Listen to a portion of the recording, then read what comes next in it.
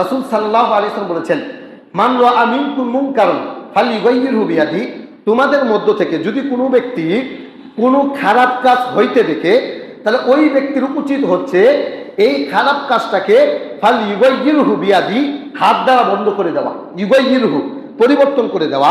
এক জায়গায় খারাপ কাজ হচ্ছে, তাহলে হাদিস হচ্ছে ইমানদার হিসাবে এই খারাপ কাজটাকে হাত দ্বারা পরিবর্তন করে দেওয়া, বন্ধ করে দেওয়া।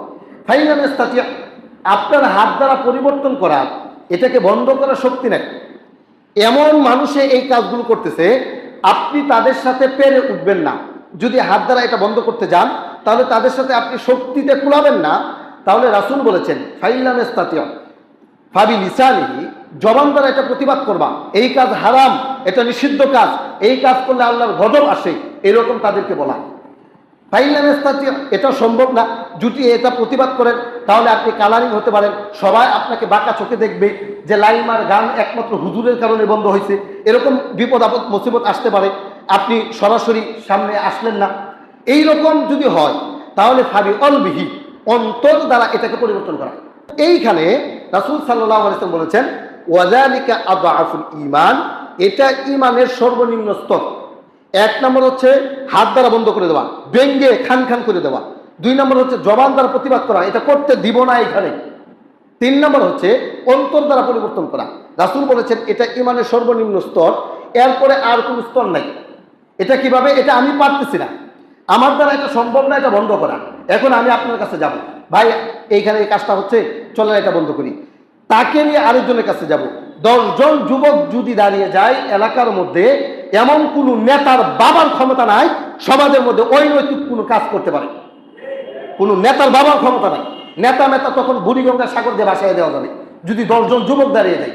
এটাই আল্লাহ নবী সাল্লাল্লাহু আলাইহি ওয়াসাল্লাম বলেছেন, খারাপ কাজ যদি দেখো, সংগঠন এমনভাবে তৈরি করো যে এই সংগঠন ইসলামের মধ্যে থাকবে, ইসলামের বাহিরে না, যেটার অনুমোদন আল্লাহ সুবহানাহু ওয়া তাআলা নিজে দিয়েছেন। সমাজ থেকে অন্যায় দূর করার জন্য, অশ্লীল কাজ দূর করার জন্য যুবকরা দাঁড়িয়ে যাবে, এর পাশে মুরব্বীরা নেতৃত্ব দিবে, তারা দাঁড়িয়ে যাবে। সমাজ থেকে সুদ, জিনা, ব্যভিচার, যৌতুক, অন্যায়, হারাম কাজ, যেই সমস্ত কাজগুলো আল্লাহ নিষেধ করেছেন, এইগুলো বন্ধ করা আমাদের জন্য সহজ হবে নাকি কঠিন হবে? সহজ হয়ে যাবে। এটাই আল্লাহ সুবহানাহু ওয়া তাআলা বলেছেন। এরপরে রাসূল সাল্লাল্লাহু আলাইহি ওয়াসাল্লামের হাদিস শুনেন। আল্লাহ নবী বলেছেন সহিহ মুসলিমের 1893 নম্বর হাদিস, মান দাল্লা আলা খাইরিন ফালাহু মিসলু আজরি ফাইলিহি, যেই ব্যক্তি ভালো কোনো কাজ করবে, এই ভালো কাজ করে যারা তাদের সাথে সম্পৃক্ত হবে, যত নেকি হবে সমপরিমাণ নেকি ওই ব্যক্তি পাবে যেই ব্যক্তি এই ভালো কাজের সূচনা করেছে।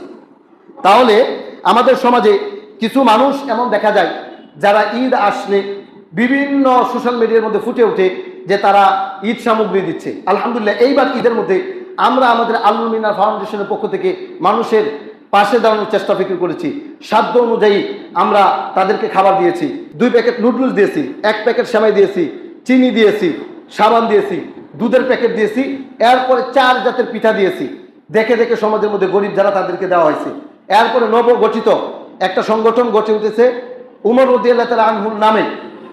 এই যে পূর্বপাড়ার কিছু ভাইরা, যুবক ভাইরা সেখানে এটা করেছে, তারা 46টা পরিবারকে তেল সহ এই যে তাদেরকে ঈদ সামগ্রী দিয়েছে।